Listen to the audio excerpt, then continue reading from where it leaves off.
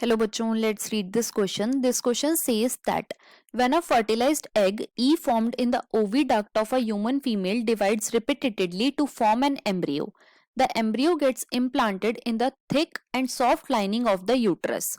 After this, a disc-like special tissue T develops between the uterus wall and the embryo, through which all the requirements of the developing embryo are met from the mother's body.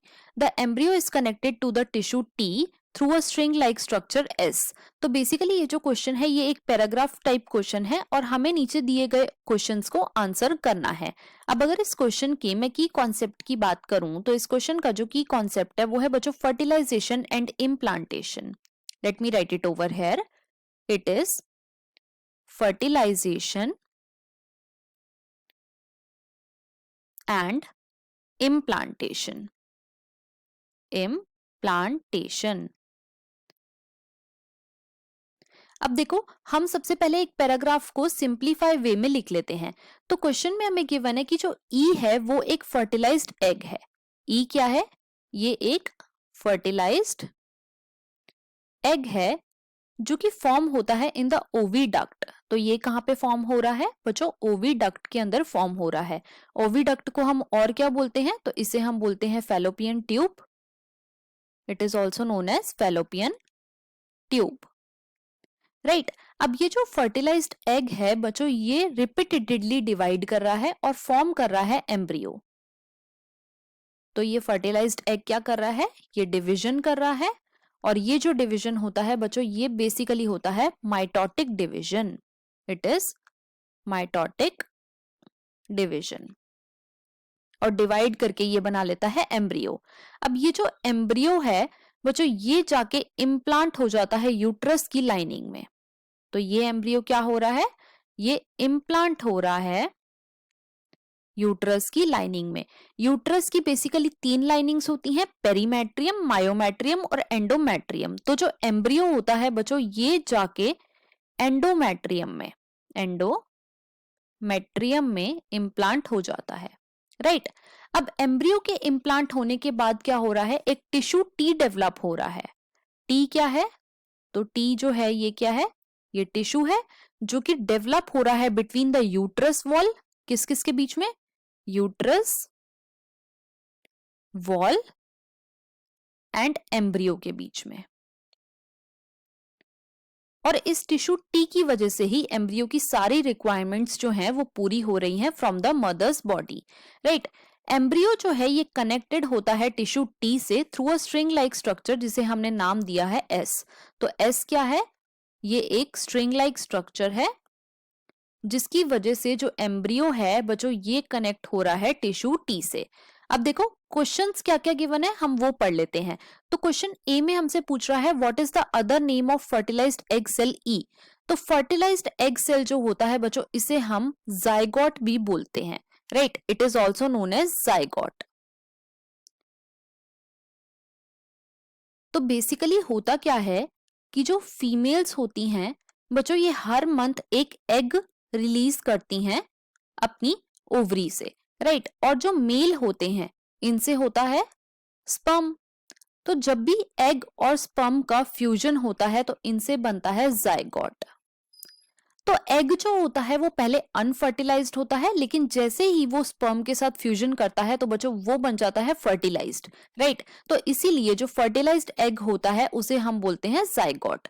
तो यहाँ पे ए का जो answer है वो है zygote. B में हमसे क्या पूछा हुआ है? बी में हमसे पूछा हुआ है what is the name of tissue T.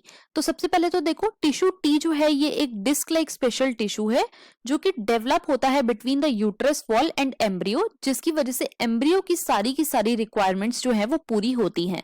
तो बच्चों इस टिश्यू का क्या नाम होता है? इस टिश्यू का नाम होता है प्लासेंटा। सो बी का जो आंसर है वो है प्लासेंटा। प्लासेंटा जो है ये एक टेम्परेरी ऑर्गन होता है।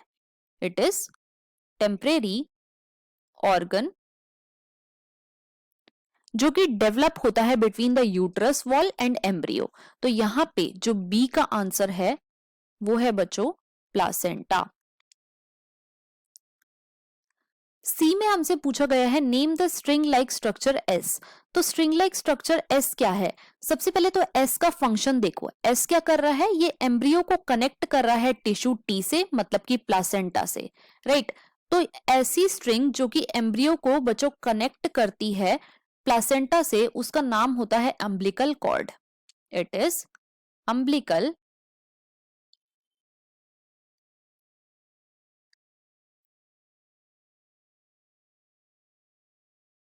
कॉर्ड।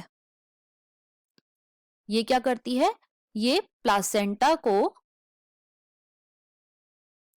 और एम्ब्रियो को कनेक्ट करती है। It is connect.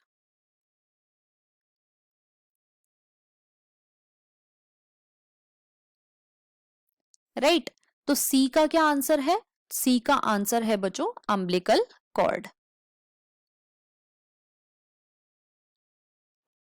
अब देखो डी में हमसे पूछा गया है name the two substances which passes from the mother's blood to the embryo through tissue T and one type of substance which passes from the embryo through mother's blood. तो सबसे पहले तो टिश्यू टी क्या है? वो है placenta. तो placenta से क्या होता है? प्लासेंटा जो है इसके थ्रू मदर का जो ब्लड होता है, मदर के ब्लड से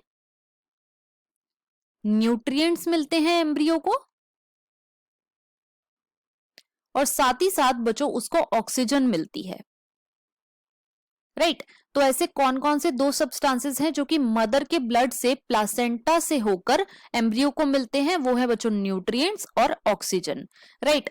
और बदले में क्या होता है कि जो एम्ब्रियो होता है प्लासेंटा के थ्रू, जो एम्ब्रियो होता है उसकी जो कार्बन डाइऑक्साइड होती है, कार्बन डाइऑक्साइड गैस जो होती है वो मदर के ब्लड में चली जाती है।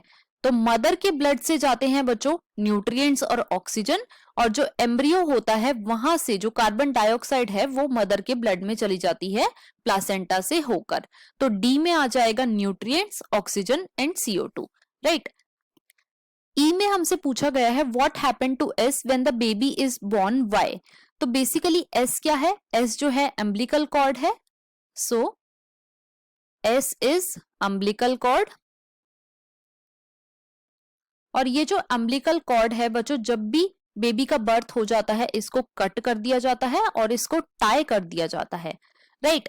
अम्बिलिकल कॉर्ड जो होती है वो बर्थ के बाद इसका कुछ पार्ट जो है वो बेबी के बेली बटन पे ही रहता है, जिसे हम बोलते हैं अम्बिलिकल स्टंप। ये अम्बिलिकल स्टंप जो होता है बेसिकली ये 1 से 2 हफ्ते तक रहता है, और उसके बाद बच्चों ये अपने आप ही शेड हो जाता है।